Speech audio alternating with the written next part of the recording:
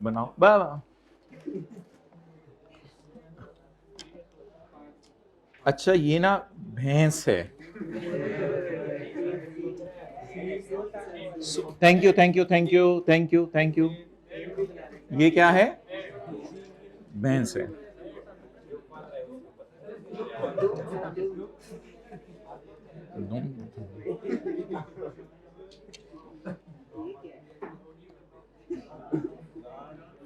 अच्छा दूध। अच्छा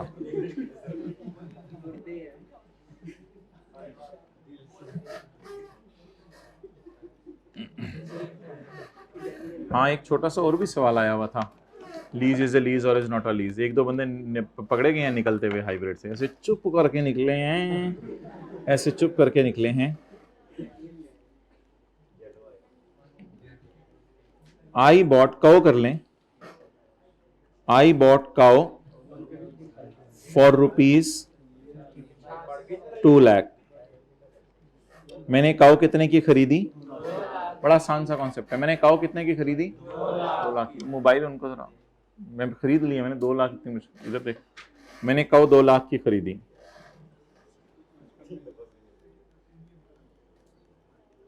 transportation to godam to my house, या क्या लिखूं? To my farm house. To my farm house ₹3,000। If I sell it today, if I sell it, अगर आज मैं बेचूं,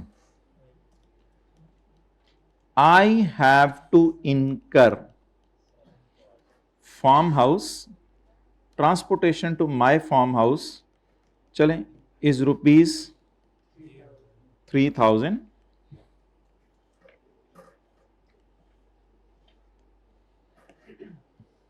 एक मिनट खामोश।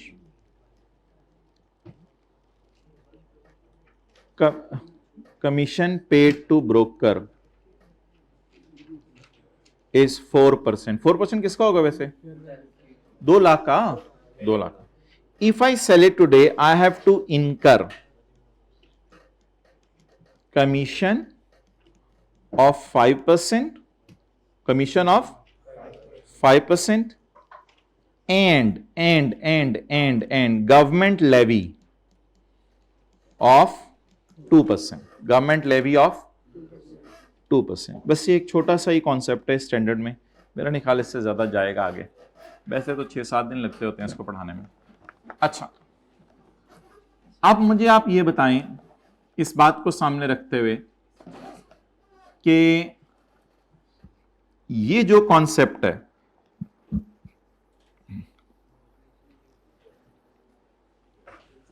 ये आपको किस स्टैंडर्ड जैसा लग रहा है? ये डाटा, ये एक मिनट हाथ खड़ा करके, हाँ हाथ खड़ा करके। IS-16 नो, IS-2 किसने कहा? क्यों, वजह?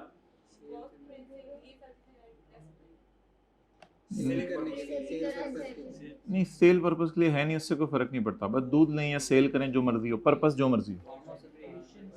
नहीं, IS-2 जैसी क्यों मैं बात पूछना चाह रहा हूं।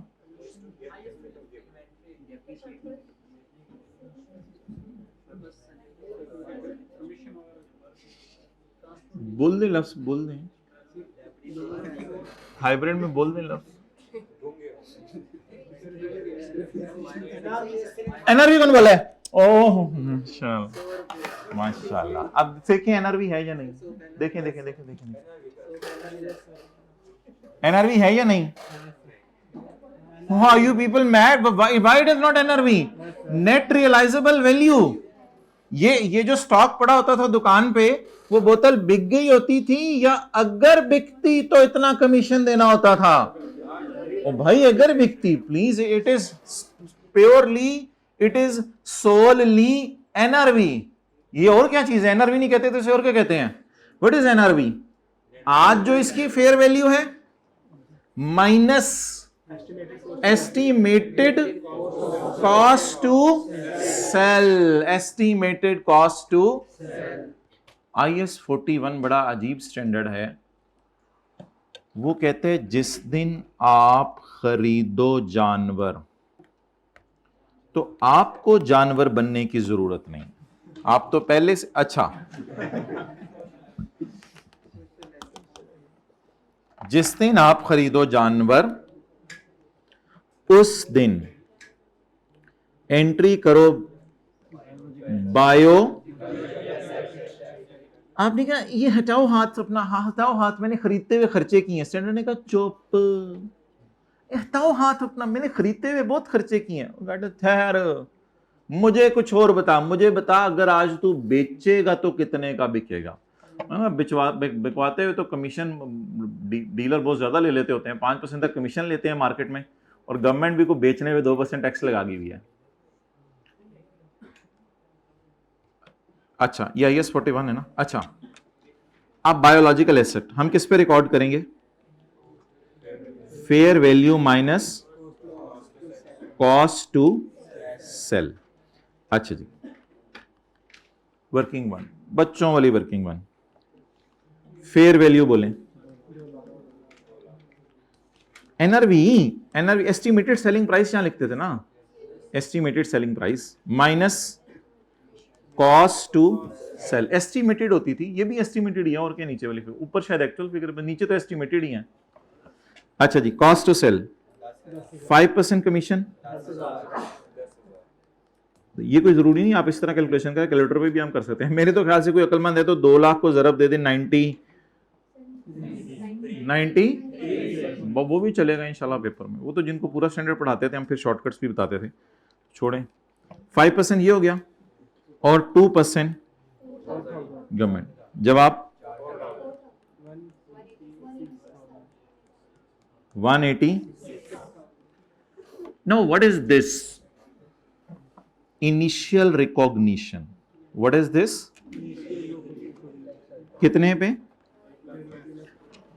अच्छा IS 16 क्या कहता था? एसेट को किस पे रिकॉर्ड करो? कॉस्ट पे। फिर कॉस्ट में ट्रांसपोर्टेशन, इंस्टॉलेशन वगैरह डालता था।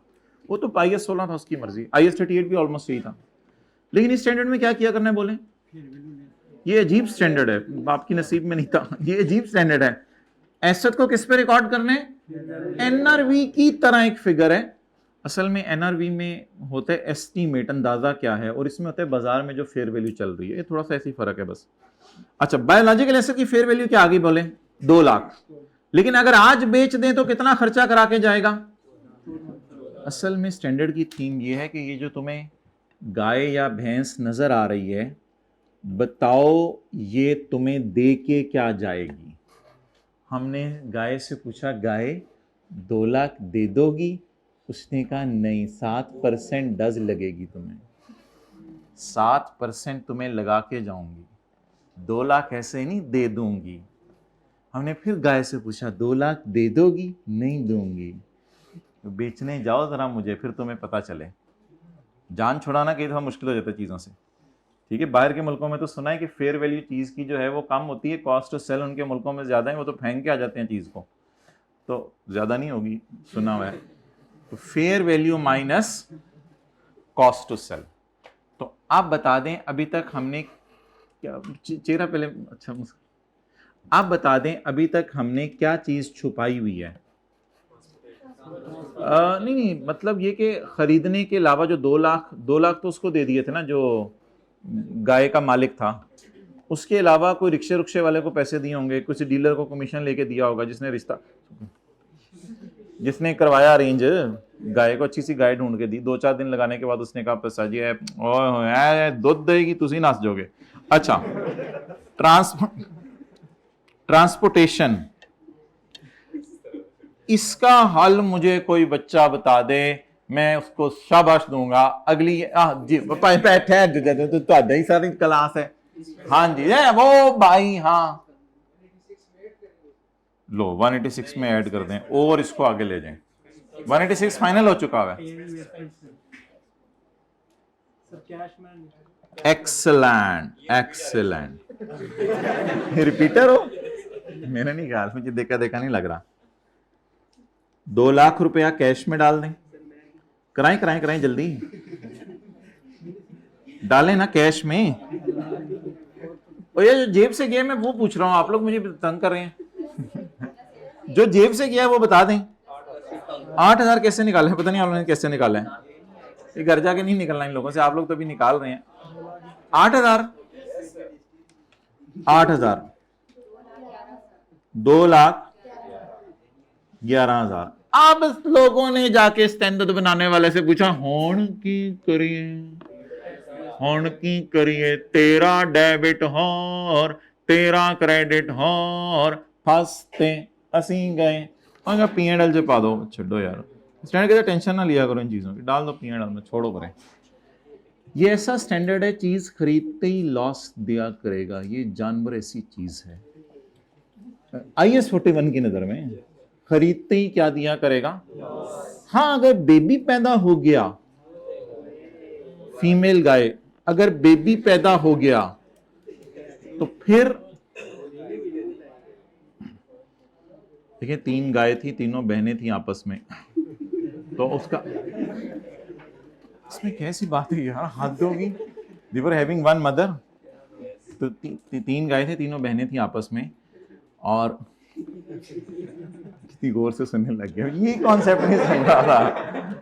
वो आया जो है वो क्या कहते हैं उसका मालिक, तो मालिक को किसी ने बताया कि भाई आपके यहाँ तो फोतगी हो गई है। भाई बॉल पेन मुंह, तो उसने एक गाय को जो है वो डाल दिया था चारा, बाकी 2 बहनें जो है वो देखती रह गई। अब ये बहन जिसको चारा डाला है, सच्ची सच्ची बताएं, हाइब्रिड में खाते पीते, ये बहन जिसको चारा डाला है तो ये बाकी 2 बहनों की फिक्र करेगी? इनके पास चारा लेके जाएगी? तो इसीलिए कहते हैं कुछ इंसान भी ना, अच्छा मतलब बात खत्म हो गई है ना, कुछ इंसान भी आजकल इस तरह के हो गए हैं।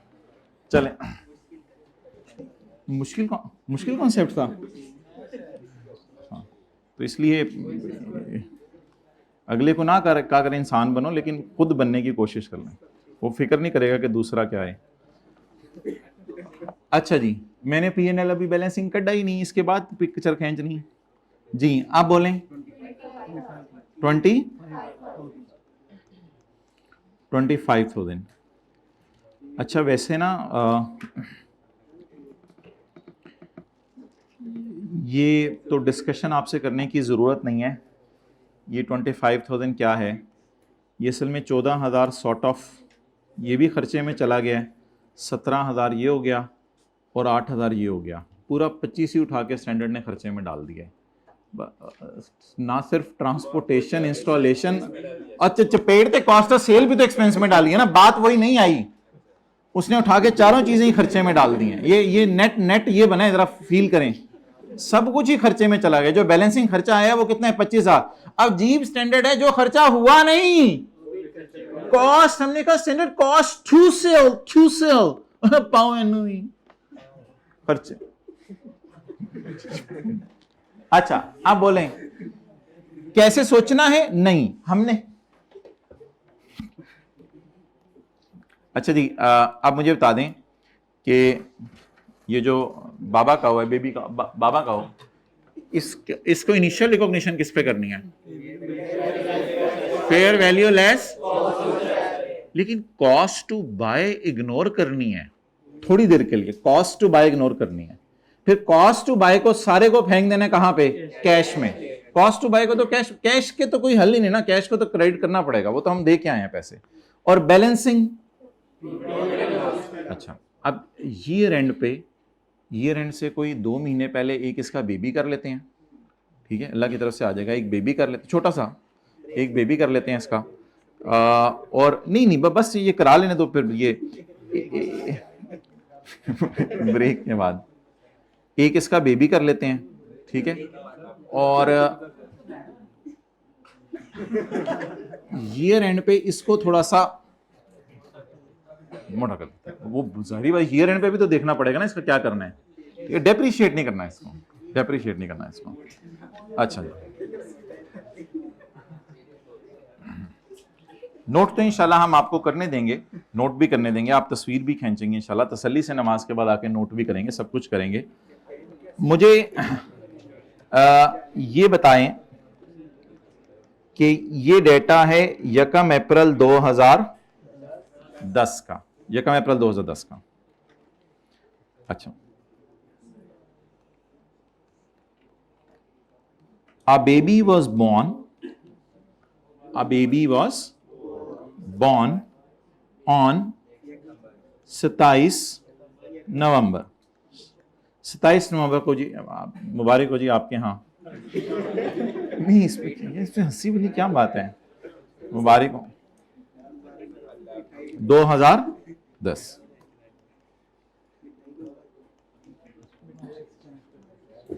बेबी की fair value minus cost to sell मैं आपको दे रहा हूं, बेबी की fair value minus cost to sell आपको दे रहा हूं। बेबी की fair value minus cost to sell लगा लें कोई 30,000। तो अगर ये अम्मी जान 2 लाख की हैं, तो ये जानवर बिकते हैं बाजारों में क्या हफ्ते में, तो ये बेबी कितने की है?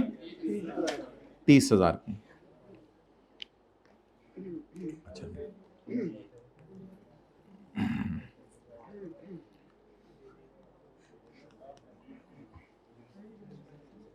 जी नहीं, वो जब अच्छी तरह पढ़ाया जाता था तो हम आगे लिखवाते थे इमेच्योर। इमेच्योर। अच्छा, ये याद रखिएगा, बेबी को भी किस पे रखना है? फेयर वैल्यू माइनस, क्योंकि बेबी मिसाल के तौर पे 32,000 की थी, लेकिन बेबी ने भी कहा मैं 2,000 करा के ही जाऊंगी तेरा खर्चा, तो 32,000 की थी माइनस 2,000 30,000। खुल के एक बात है, ये कोई बायो की क्लास नहीं हो रही। अच्छा, बायोलॉजिकल एसेट, ठीक है। अब मुझे बताएं,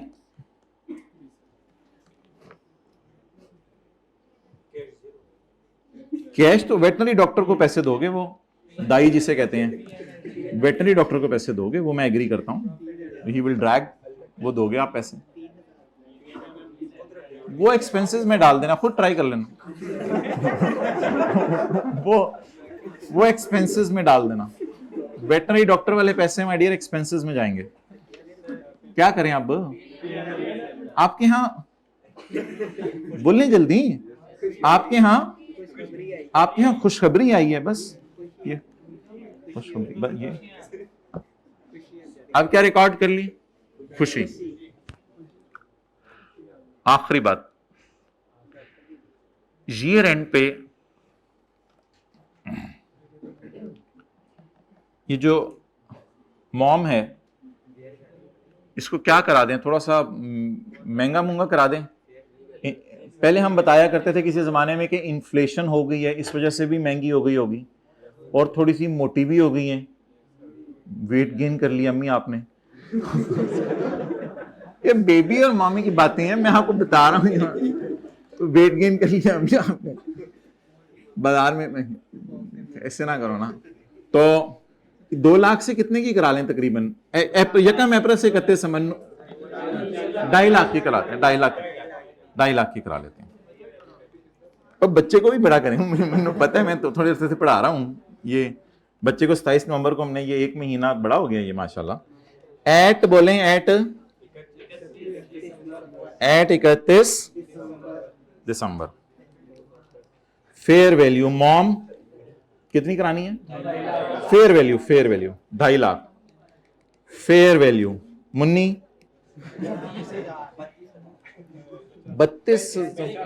40,000 कर लो, ये बच्चे आजकल के तेज हैं, आपको पता है बड़े भाई, बोलो ना, फिर मुझे भी बोलना आता है। तो अब कॉस्ट टू सेल उसी तरह है, फर्ज कर लें मार्केट में कमीशन कितने %? 5%। कमीशन 5%, गवर्नमेंट लेवी बेचने पे वो समझ लें वही मार्केट का एक फिक्स रेट चल रहा है। तो अब नमाज पढ़ के आते हैं, फिर ये करेंगे कि एक मिनट इन दोनों को मल्टीप्लाई कर देंगे 93% से, तो ये ईयर एंड फेयर वैल्यू आ जाएगी। ईयर एंड की fair value minus cost to sell आ जाएगी, ये ईयर एंड की वैल्यू निकल आएगी। फिर कैरी डाउन और वो एडिशंस को कंपेयर करके बैलेंसिंग क्या आ जाएगा? गेन और चलें आप नमाज पढ़ें, फिर ये एंट्री करते हैं। तस्वीर ठीक है, इसको क्वेश्चन नंबर 2,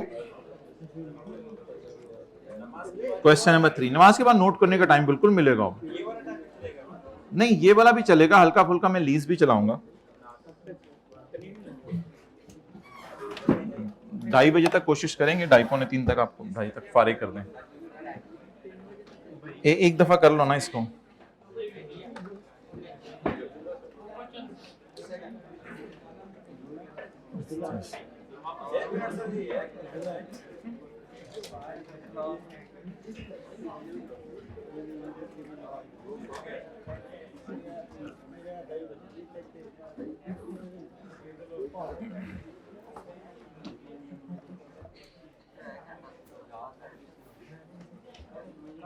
पिछले वाला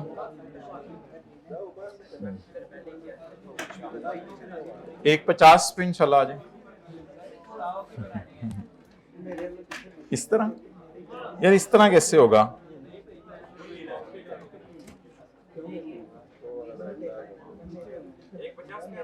हाँ जी 1:50 पे इंशाल्लाह। भाई ये पार्ट बी चलने देना बस, कुछ नहीं यार, आप छोड़ें, बस किसी और से देख के नोट कर लें, आके नोट कर लेंगे।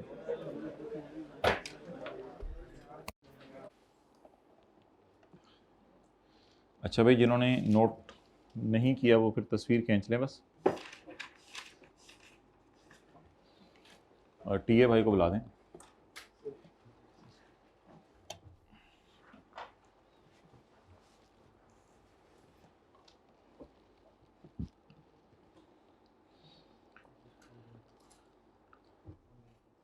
अच्छा 2 और 3 में नोट करने देता हूँ, पहले एक दफ़ा रिवाइज कर लें। आ जाए कुछ कॉपी पेन से लेके ज़रा। कॉन्सेप्ट बहुत आसान है, बस इसको एक दफ़ा समझ लें। 2 किस्म के खर्चे हैं। नंबर 1 बताएं, जो ख़रीदते हुए कर देते हैं, और जल्दी आए ज़रा।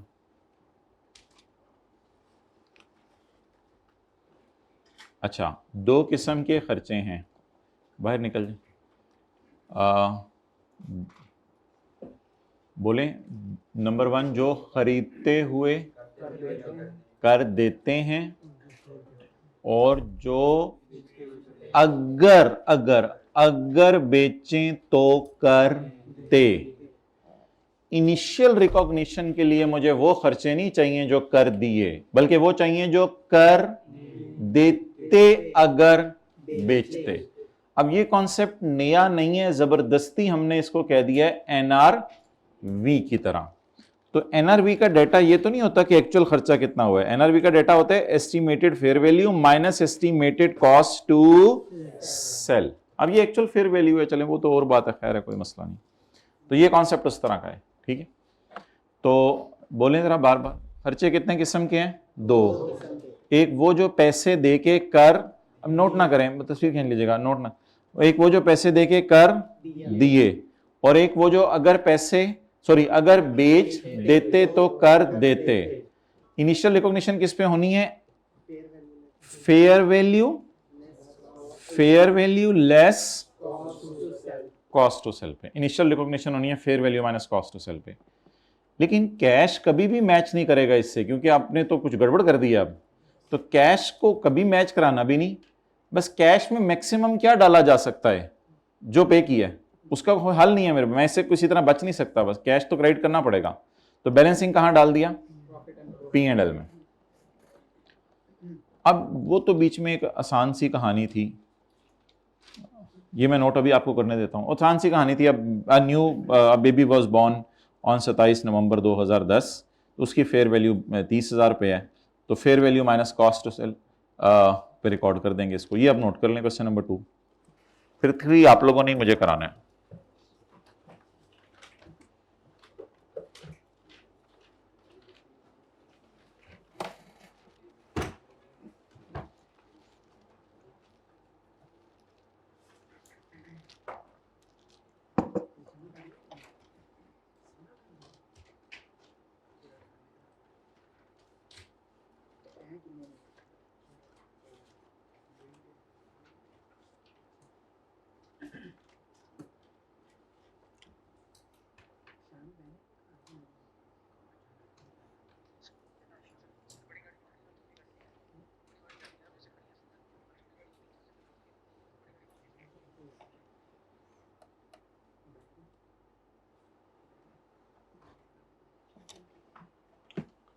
ओके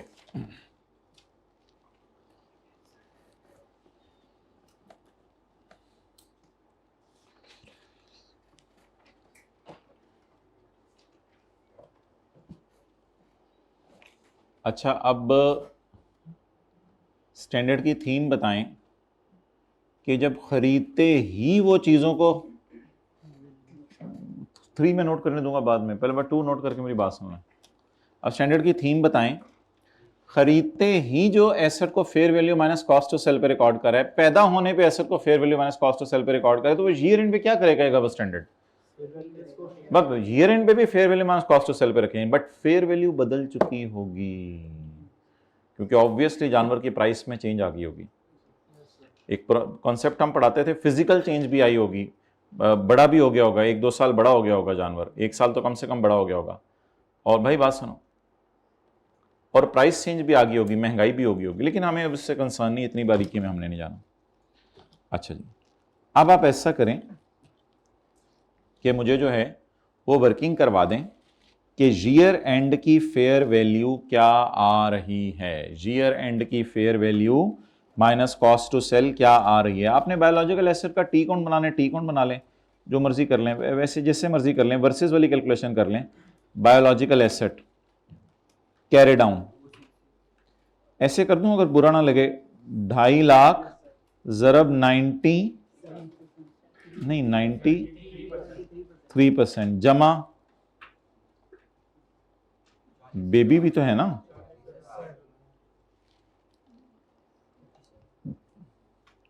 2.5 लाख ज़रब 90 जमा ज़रब 90, ये क्या आ जाएगी? ये 2,90,000 आ जाएगा? नहीं 2,90,000 आ जाएगा, नहीं 2,90,000 आएगा। ये 2,90,000 थोड़ा रिड्यूस करके, यानी कितना का आया? 2,90,000 नहीं आया, कितना आया? 269,000। जैसे इन्वेस्टमेंट प्रॉपर्टी का नहीं होता था addition, carry down, balancing gain loss, बिल्कुल उसी तरह इन्वेस्टमेंट प्रॉपर्टी की तरह, लेकिन इन्वेस्टमेंट प्रॉपर्टी फेयर वैल्यू पे मेजर होती थी, ये फेयर वैल्यू माइनस बाकी सब, बस वही अब खत्म है। अच्छा, वो एडिशन बेबी वाली कितने पे रिकॉर्ड, सॉरी मॉम वाली एडिशन कितने पे रिकॉर्ड की थी? जरा तसल्ली से बताइएगा, बीए के अकाउंट में कितना गया? सही बताया आप लोगों ने, 180, 211 को छोड़ें बस 180। ये एडिशन, ये रिकॉर्ड, एक और एडिशन थी क्योंकि ये भी खरीदा था ना। अच्छा, एक और बताएं एडिशन, 30,000। ये दोनों एडिशन है। बीए कितनी दफा डेबिट हुआ है? 2 दफा। आगे जितनी मर्जी अमाउंट से हुआ उससे क्या फर्क पड़ता है? बोलें जी। 180 और एक और एडिशन है बेबी वाली, कितने की है? 30,000। बस खत्म। वर्सेस वाली ये डंडा वर्सेस है बीच में जी।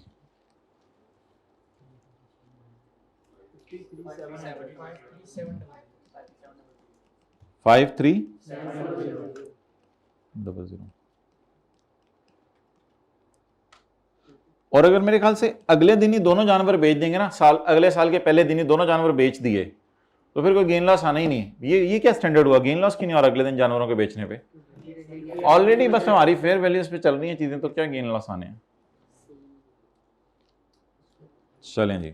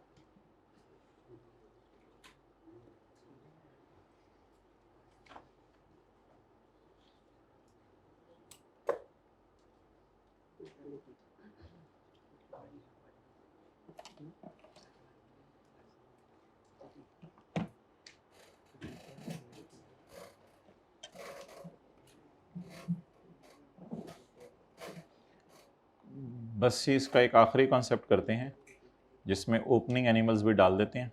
ओपनिंग भी हो सकते हैं ना, पिछले साल के जानवर पड़े हुए, बस फिर ख़त्म करते हैं इसको।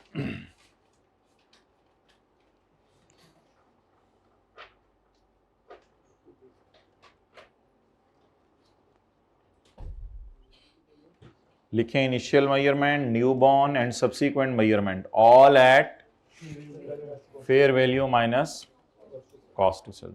इनिशियल मेजरमेंट भी किस पे होनी है? न्यू बॉर्न भी, और ईयर एंड के ऊपर भी लिखें initial measurement. Initial measurement, initial measurement के साथ ब्रैकेट में लिख दें परचेज एंड न्यू बॉर्न, दोनों इकट्ठे ही लिख दें। ये भी इनिशियल मेजरमेंट ही है, purchase and new born. Purchase को भी इनिशियल मेजरमेंट कहते हैं, न्यू बॉर्न को भी इनिशियल मेजरमेंट कहते हैं। आप पहले उतने नोट्स बनाओ, फिर मैं आपको बुलाता हूँ।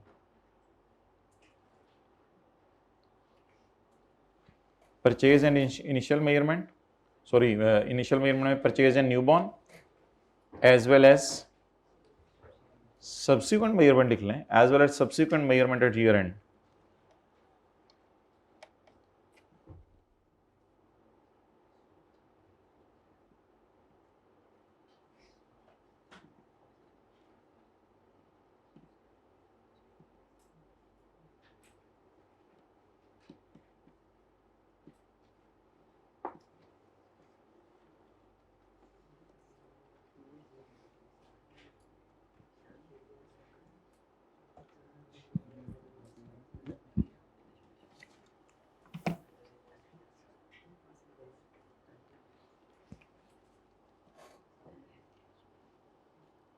अच्छा जी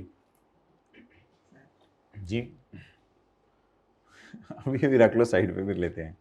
जज़ाकल्लाह। अच्छा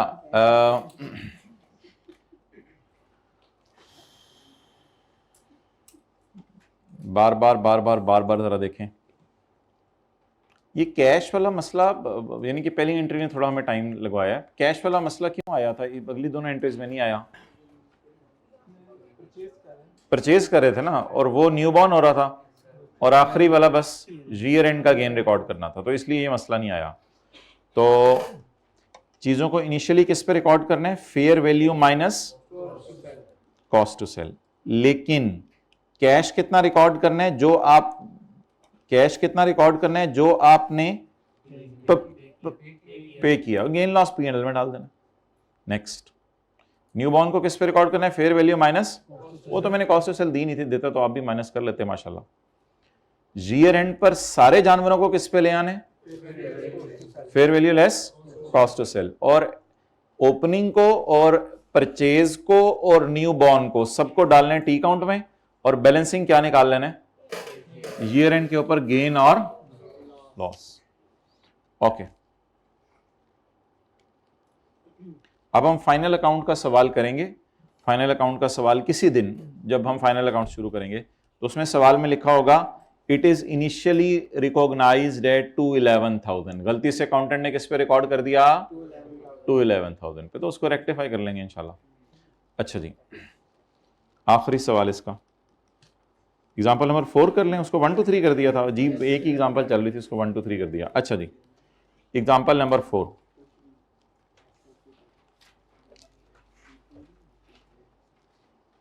ओपनिंग 300 काउस।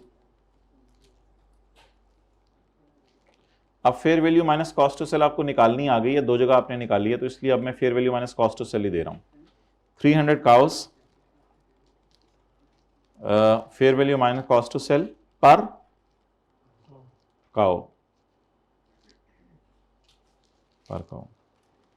रुपीज 2 लाख, महंगी तरह काउ कर लेते हैं, rupees 2 lakh, 300 cows rupees 2 lakh. As 2 years, 3 years चलेगा।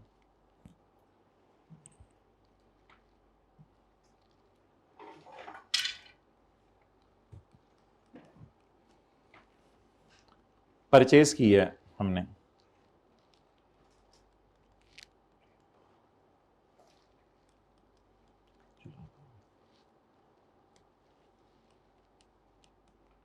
साढ़े 3 साल वाली 40 काउस,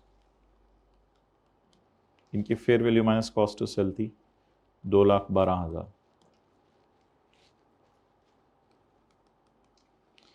ईयर एंड पे 4 years वाली काउ,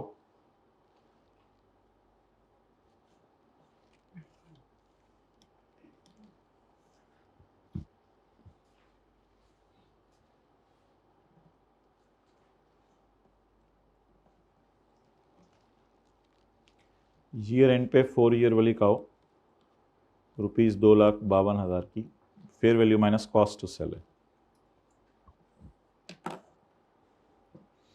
चलें जी, जनरल एंट्रीज कर दें।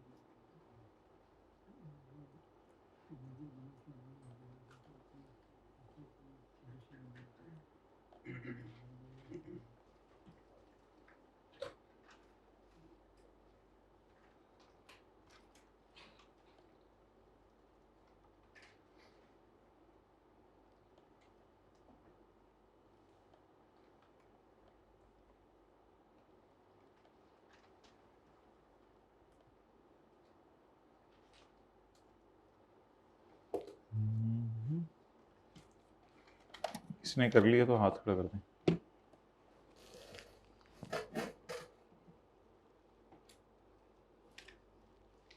पहले टी काउंट बनाए तो टी काउंट बना लें आप।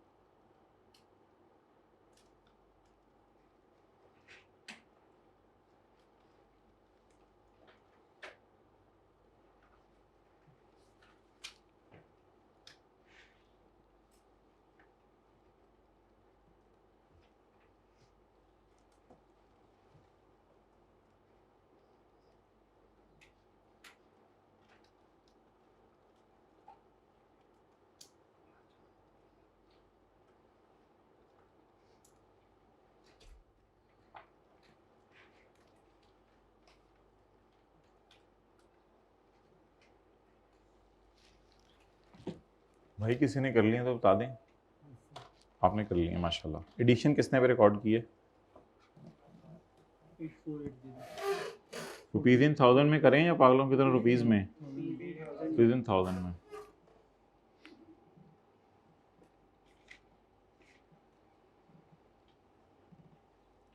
ओपनिंग की एंट्री करूं या टी काउंट में डाल दें? बस काफ़ी है, टी काउंट में डाल देते हैं। चलें ऐसा कर लेते हैं, टी काउंट में डाल देते हैं जी। भाई कह रहे हैं टी काउंट में डाल दें। Working biological asset opening 2 lakh ज़रब 300 काओ जी। बाकी 3 साल से नहीं मल्टीप्लाई करना।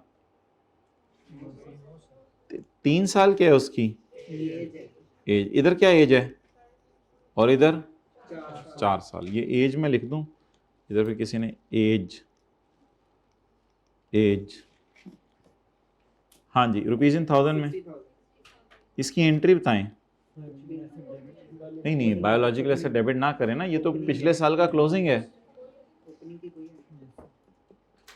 हाँ ये तो पिछले साल का क्लोजिंग था ना। कितने लोगों ने कर दी है गलती से एंट्री, मैंने क्या कह जाए, कितने लोगों ने कर दी है इसकी गलती से एंट्री? जिन्होंने एंट्री की होगी उन्होंने कैश क्रेडिट किया होगा, गलत है ना? कैश तो गया है या खरीदे हैं या पिछले साल के पड़े हुए हैं, बस फिर इसकी एंट्री तो कोई नहीं होगी। ये इस लाइन से ऊपर ऊपर हमारा सॉल्यूशन है, सॉरी क्वेश्चन है। अच्छा जी, एडिशन की एंट्री कर लें फिर टी अकाउंट में ले जाएं, उसमें क्या मसला है। यकम जुलाई 12 बायोलॉजी, अब वो नहीं हो सकता, गेन लॉस नहीं आ सकता, वो कॉस्ट टू सेल देता तो आता, कॉस्ट टू सेल देता तो आता। ये अजीब सा सवाल है, ऐसे भी आते थे। 2,40,000 का उस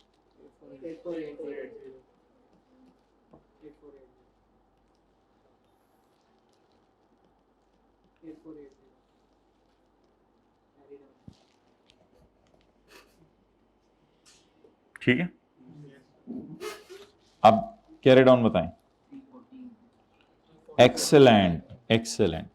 सर आपने सवाल को सिंपल रखा है, नहीं ऐसे ही आया करते थे आपके भी, कोई टेक्निकल नहीं आना है। यानी 3 साल वाले आप 4 साल के हो गए होंगे, साल गुजर गए ना, यकम जनवरी 31 दिसंबर, 3 साल वाले 4 साल के हो गए होंगे, और 3.5 साल वाले भी 4 साल। अब हमारे पास हैं ही जानवर सारे 4 साल वाले, तो कैरी डाउन 2,50,000 इंटू 340 जानवर, 85,680 बैलेंसिंग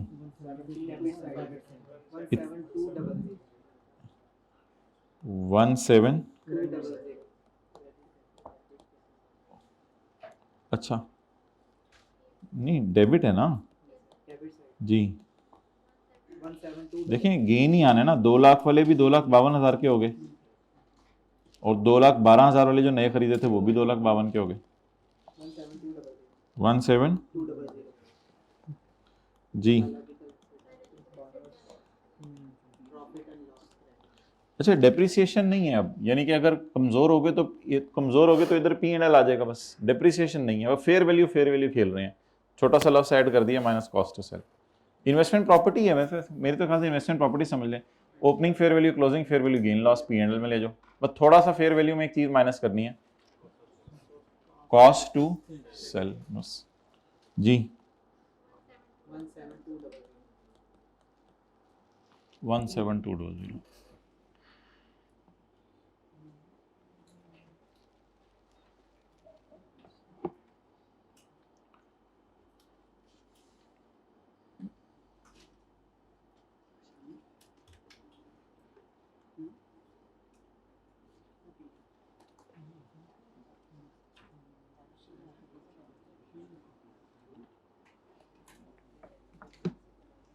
बाकी ट्रीज़ के सवाल कराने की ज़रूरत नहीं है, ट्रीज़ का भी यही रूल होता है कि वो 1 साल बाद महंगे हो जाते हैं, उसके भी सवाल इसी तरह हम कराया करते थे। ट्रीज़ का भी यही रूल है,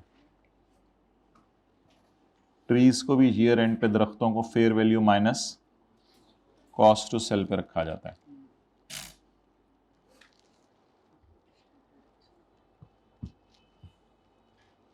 ओके बस हमने अब थोड़ा सा बैठ जाए, हमने आज और कुछ कॉन्सेप्ट नहीं करना, लेकिन कम से कम इसको तो एक दफ़ा हजम कर लें।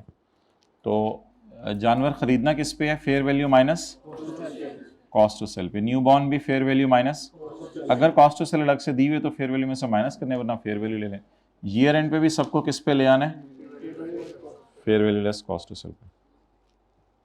तो ऐसे थोड़ा सा लिख लें, trees are also kept at fair value minus cost to sell. ये नहीं, ट्रीज नहीं आएंगे कभी भी इंशाल्लाह। Trees are also kept at fair value minus cost to cell.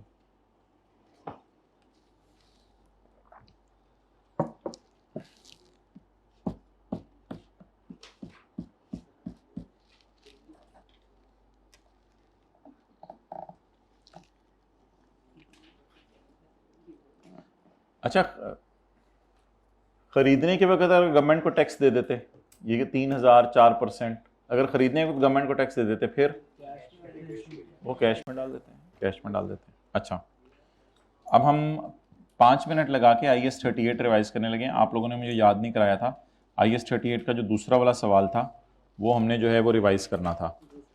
IAS 38 का दूसरा वाला सवाल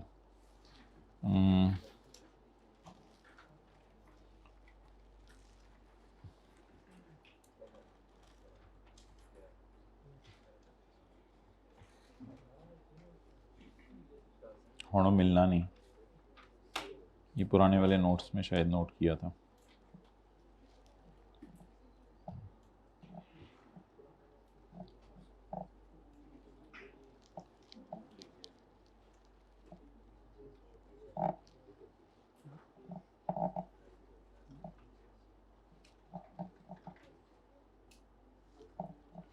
इंटेंजिबल वर्क इन प्रोग्रेस वाला था ना।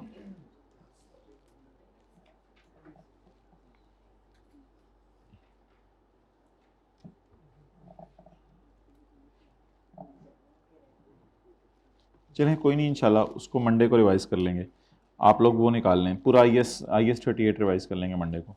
मुझे बस कोई याद करा दे, वो सवाल मैंने ढूंढने में ढूंढ लूँगा। वर्क इन प्रोग्रेस वाला जो था, याद है ना, work in progress year end पे इम्पेयरमेंट वाला। अभी आप लोग वो निकालें, IFRS 16, एक पास पेपर का सवाल करें 17।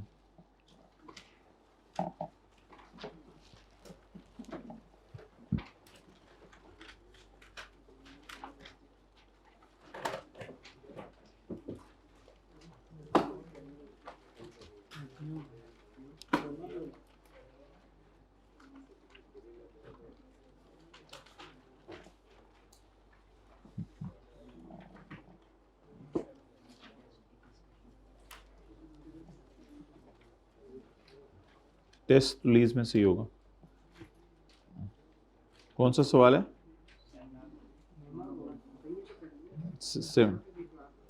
19 तसल्ली से 121।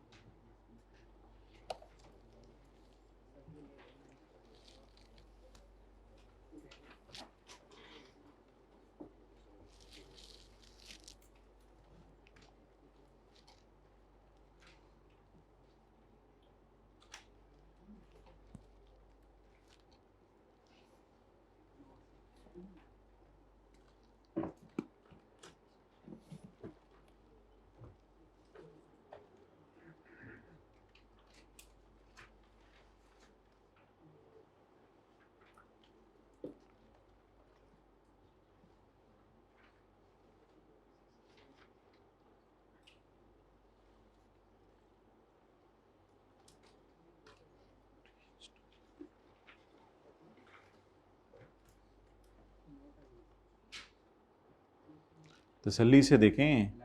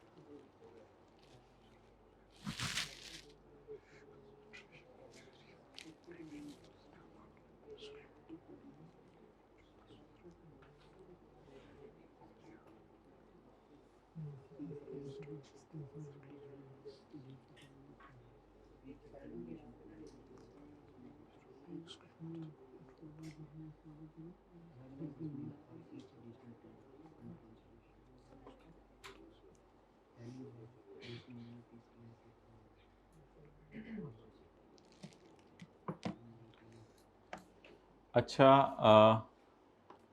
रिक्वायरमेंट क्या थी? Requirement, Alluring Limited is considering to enter into an arrangement with Charming Limited। हुआ नहीं अभी एग्रीमेंट, ऐसा करवाना है भाई, वो कर दो। Alluring Limited is considering to enter into an arrangement with the Charming Limited for the use of a photocopy machine for a period of 5 years।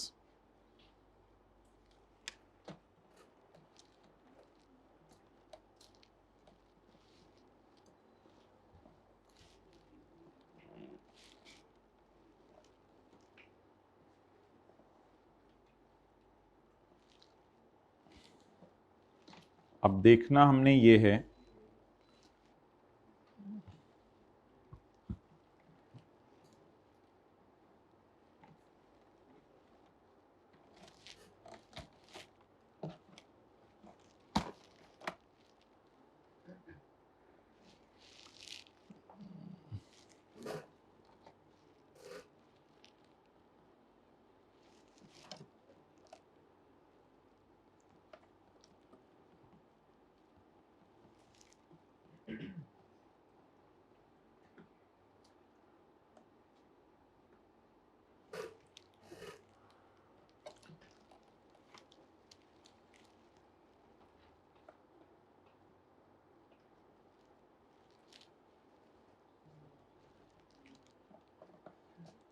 देखना हमने ये है कि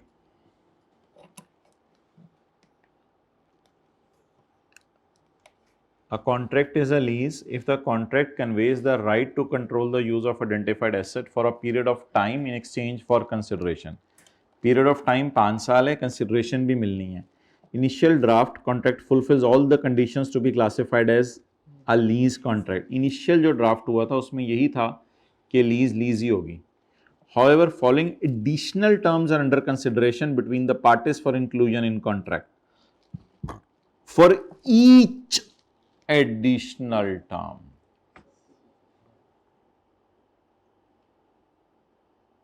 ठीक है, जाने दें. आप क्या कर सकते हैं, हम क्या कर सकते हैं, चलो देख लेंगे मंडे को क्या करना है.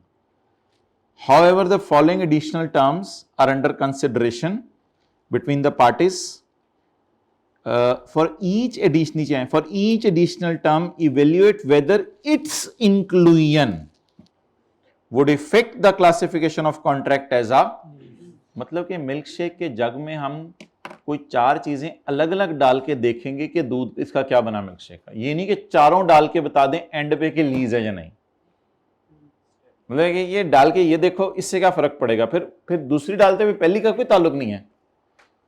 तो ये थोड़ा सा समझने वाला सवाल था कि कॉन्ट्रैक्ट हो चुका है तकरीबन, वो लीज ही का कॉन्ट्रैक्ट है. कुछ और बातें जरा हम आपस में तय करते हुए निकल आई. अगर ये बात डाल दें तो क्या बनेगा, फिर ये बात डालते हुए ये नहीं डाली जानी. ईच का लफ्ज जरा देखें लिखा ना, for each additional term evaluate whether it's inclusion. Overall सब इंक्लूड नहीं करनी. ये थोड़ी सी एक समझने वाली बात है. तो अंग्रेजी की मार थी ना ये. तो ऑब्वियसली 4 में से 2-3 तो सही होगी होंगी बच्चों की. अब वो और बात है कि बाहर निकल के कह रहे थे लीज के सवाल करते लेसर के मैन्युफैक्चर डीलर लेसर के इतने सवाल कराते रहे और आज जाके ये आ गया. वो फिर आपको पता है बच्चे तो किसी चीज में नहीं छोड़ते. इंस्टेड ऑफ फिक्स रेंटल्स के की बजाय इंस्टेड इन एडिशन नहीं लिखा हुआ, इंस्टेड फिक्स रेंटल की बजाय rental would be based on number of photocopies. ये कौन सी जम जाएंगी, तकरीबन वेरिएबल लीज पेमेंट शायद बन जाएगी ना. तो ये कोई 4 टेस्टों में तो हमने बात नहीं पढ़ी. सोचे ना, ये 4 टेस्टों में तो बात नहीं पड़ी. अल्लाह का शुक्र है मशीनें भी आइडेंटिफाइड होंगी और हम फोटोकॉपियां भी अपनी मर्जी से करेंगे. आइडेंटिफिकेशन टेस्ट भी है, कंट्रोल टेस्ट भी है. आइडेंटिफिकेशन टेस्ट लगा के देख ले, मशीनें इंशाल्लाह हमें मिलेंगी एक्सप्लिसिटली. और दूसरी चीज जो होती थी वो चेंज करने का तो कहीं लिखा ही नहीं हुआ. बस ये बात ये हुई है कि यार ये मशीनों से जो ना मुझे रेंटल पक्का ना दो, वेरिएबल लीज पेमेंट कर दो. इसका मतलब ये तो नहीं कि ये लीज नहीं है. हाँ, इसकी एंट्रीज फिर रेंट एक्सपेंस डेबिट वाली, लेकिन ये लीज का स्टैंडर्ड इस पे लगता है वेरिएबल लीज पेमेंट्स पे. और कंट्रोल टेस्ट तो वैसे ही पास हो रहा है. सारे बेनिफिट इंशाल्लाह हम ही लेंगे. 2 बातें थी ना, सारे बेनिफिट हम ही लेंगे और डायरेक्शंस कहीं उसने मना नहीं किया. डायरेक्शंस जो यूज किए हैं उसमें हमें इसमें for how and for what purpose और वो बातें भी लिख के आने की जरूरत नहीं, क्योंकि इसमें सीधा बस हम लिख के आएंगे कि we have the right to direct the use. हमारे पास डायरेक्शंस यूज की हैं, बस ये अल्लाह का शुक्र है ये क्या है, लीज ही है, इससे कोई फर्क नहीं पड़ेगा. अच्छा, इसमें बेहतर है कि सारे सवालों के सॉल्व करने से पहले ना ऊपर वाली 2 लाइनें लिखाएं, वो लिख के आए. सबके सवाल सॉल्व करने से पहले ऊपर वाली 2 लाइनें लिखाएं ताकि फिर उनको बार बार रेफर करते रहेंगे. लिखें जी, इसका सोल्यूशन लिखना है प्रॉपर रजिस्टर पे. ऐसे खुलो किताब पे तंग करके कितना लिखेंगे. A contract is a lease if the contract conveys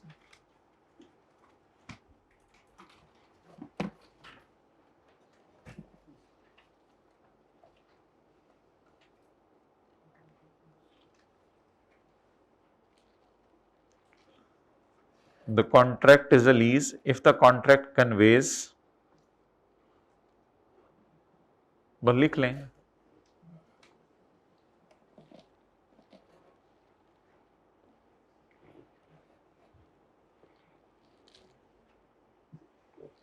right to control the use of identified asset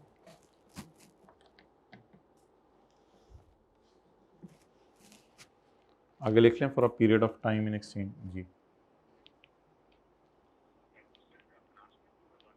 नहीं बताओ आप.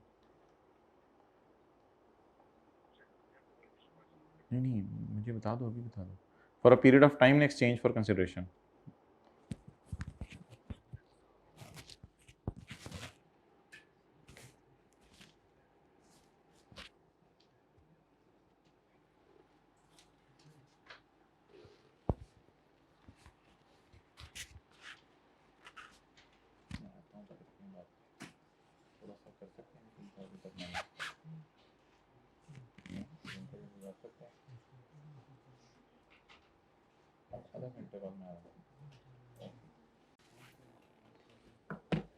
अच्छा, अब कोई बंदा हाथ खड़ा करके बताए कि अब आगे लिख के क्या आएंगे आप लोग? हाइब्रिड में जा रहे हैं, चलें जाएं। कोई बंदा हाथ खड़ा करके अब लिख के क्या आएंगे सिनेरियो 1 में? देखें, हाँ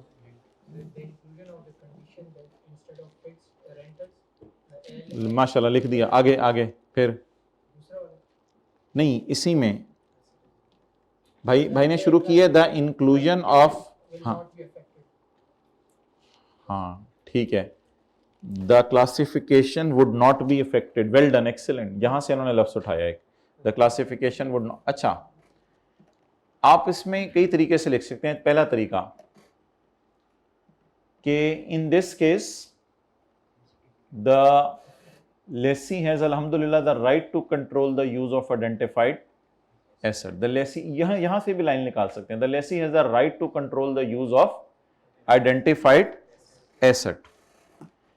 एंड पहले मैं लिखवा बात दूंगा, and including this term that making the rentals dependent on photocopies produce would not affect the lease at all। इसी लाइन से भी निकाल के लिख सकते हैं, या even making the payment dependent on photocopies produced will still make, फिक्रा थोड़ा सा इवन में, मैं बना लेता हूँ, even making the rentals based on number of photocopies produced, the asset still remains an identified asset and the lessee still has the right to control the use। Therefore including this term would not affect the। पहले decide कर लें करना क्या है, उसके बाद फिर अंग्रेजी तो इंशाल्लाह थोड़ी सी मेहनत करके वो भी बनानी पड़ेगी, वो अलग चैलेंज होता है। डिसाइड कर लें करना क्या है। क्या फोटोकॉपीज के किराए के ऊपर अगर डिपेंडेंट कर दिया जाए तो क्या कंट्रोल हमारा नहीं रहेगा? कंट्रोल तो रहेगा। एसेट आइडेंटिफाइड ही रहेगा या एसेट भी वो बदल देगा? तो फिर कंक्लूड ये हो गया कि ये स्टिल लीज है, ये स्टिल लीज है। अब उसने आई कैप ने तो बड़ा छोटा सा एक लाइन में लिखा हुआ है, आई कैप ने लिखा हुआ है including this term would not affect the lease, इससे लीज पे कोई फर्क नहीं पड़ेगा। लेकिन आप लोग लिखें अब पॉइंट वन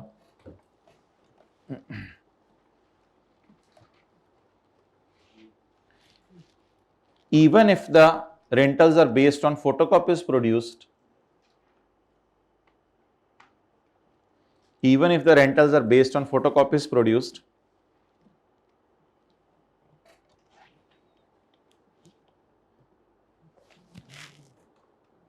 अब बस वो उधर वाली बातें लिखते, the asset is still identified, bold वाली, the asset is still identified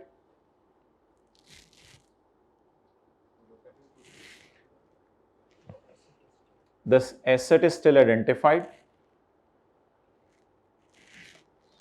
and lessee has the right to control the use।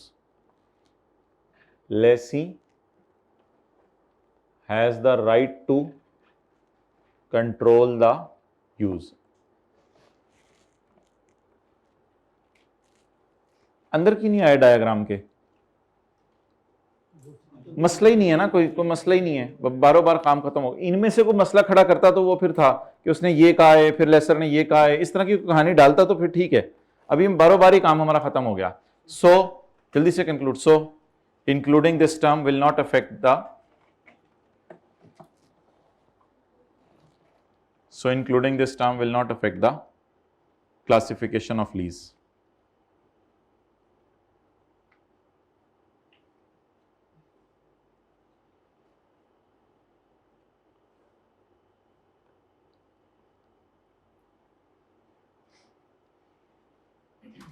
अपनी तसल्ली के लिए लिख लें, it is still a lease contract, लेकिन मैंने वो बात पीछे कवर करा दी है, अपनी तसल्ली के लिए लिखना है, लिख लें it is still a lease contract.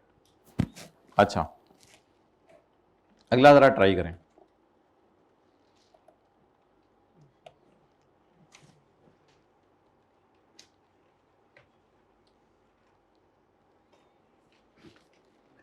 Machine will be placed in a common area where Hamsaye can also use the machine by paying charges to CL। CL कौन है? लेसर। सब लीज हमारे सिलेबस में नहीं है, लेस ही नहीं आगे किसी को किराए पे दे रहा। ये लेसर को इसका मतलब है कि ये वाली लाइन आप लिख सकते हैं, right to obtain substantially all benefits. ये वाली लाइन मुझे ज्यादा बेहतर लग रही है क्योंकि एसेट तो एक्सप्लिसिट है और चेंज भी नहीं होगा। ये वाली लाइन शायद ज्यादा, हाँ, यानी सारे बेनिफिट्स नहीं आप ले सकते ना, मान जे ना, right to obtain all the benefits नहीं है, तो थोड़े से फोटोकॉपी और भी कोई कर लिया करेगा आके, तो that's why control test fail हो गया, so it is not a lease. ऐसा ही है, चलें लिखें, allowing others to use the machine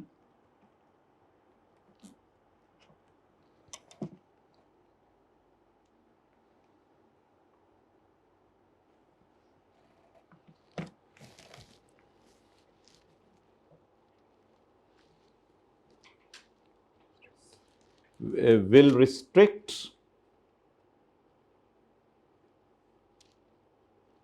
अब ये विल रिस्ट्रिक्ट मैंने वो अपनी तरफ से डाला है, इस तरह का कोई लफ्ज़ आप पेपर में डाल दीजिएगा, वरना फिक्रा किसी और तरह से आसान कर लीजिएगा। आगे वही है येलो वाला, will restrict the right to, रोक दिया ना उसने उसका right, will restrict the right to obtain substantially all the benefits.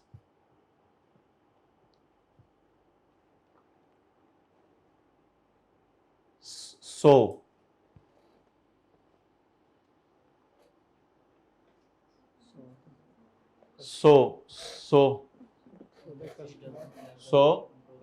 customer has बोल देना कुछ, so the customer has no right to control, या has, so the customer has no right to control the use।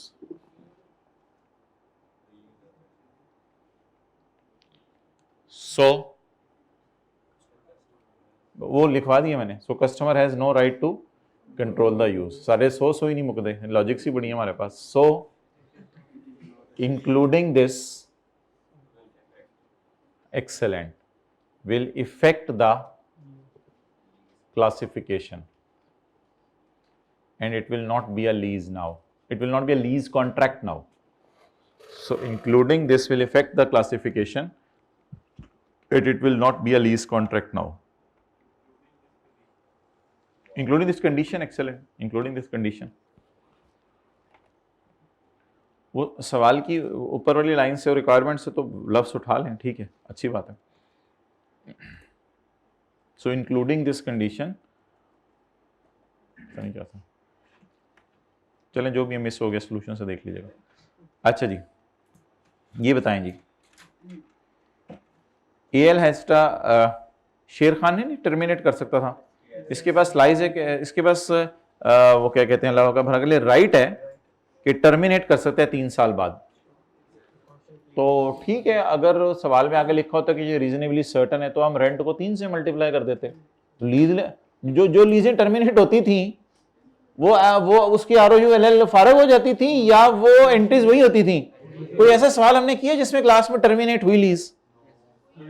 और question 16 पास paper का जो आज मैंने कराया पार्ट 2, उसका ऊपर वाला पार्ट पढ़ के देखें, टेस्ट देके देखें, टेस्ट की रिक्वायरमेंट नंबर 20 गल्ला कर रहे हैं, पहले अपने वाले सवाल दस दो सर।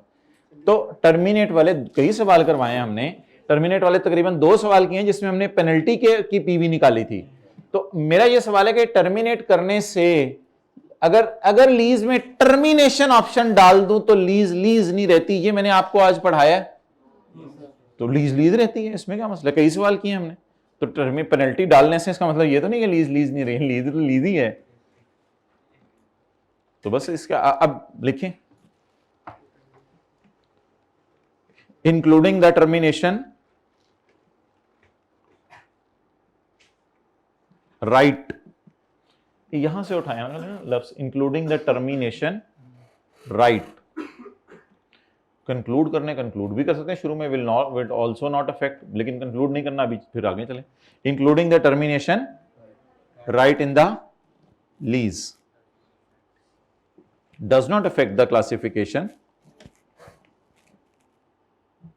because, बोले आप, बोले बारो बारी चलाएं, because asset is still identified, asset is still identified and lessee has the right to control the use, and lessee has the right to control the use। 3 साल तक तो मेरा ही कब्जा है ना।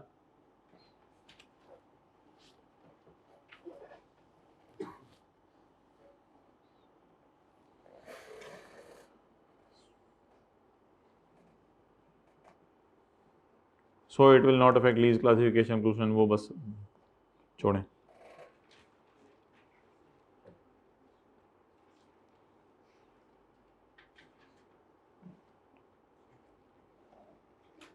अच्छा जी, आखिरी, ये तो बहुत ही आसान उसने कर दिया।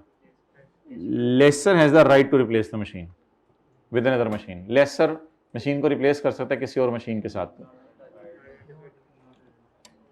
तो लिखें,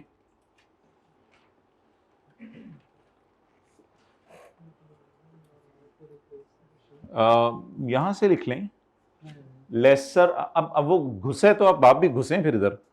the lessor has the right to substitute the asset,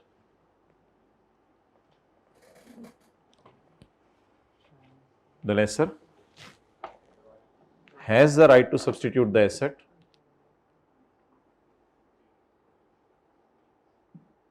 because it is practically possible। मशीनें हैं ना, फोटोकॉपी मशीनें हैं, ये फिर लिख दें, फिर आई कैप में लिखा हुआ ये दोनों चीजें। Because it is practical ability to substitute,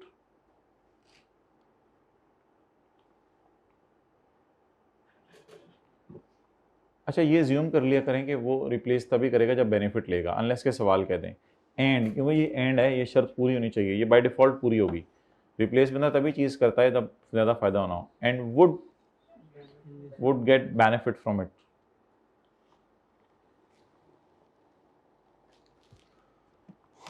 सो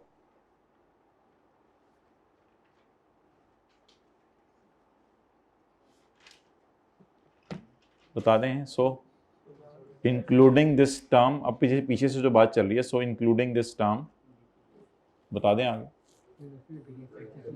ये लाइन हम भाइयों सोल्यूशन से उठा रहे हैं। सो including this term would affect the classification of lease.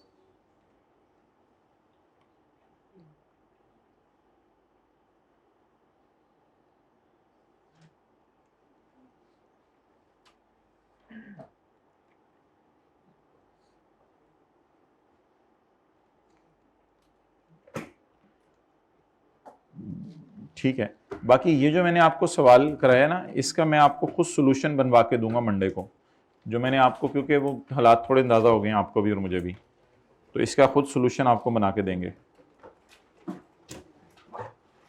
हाँ जाए।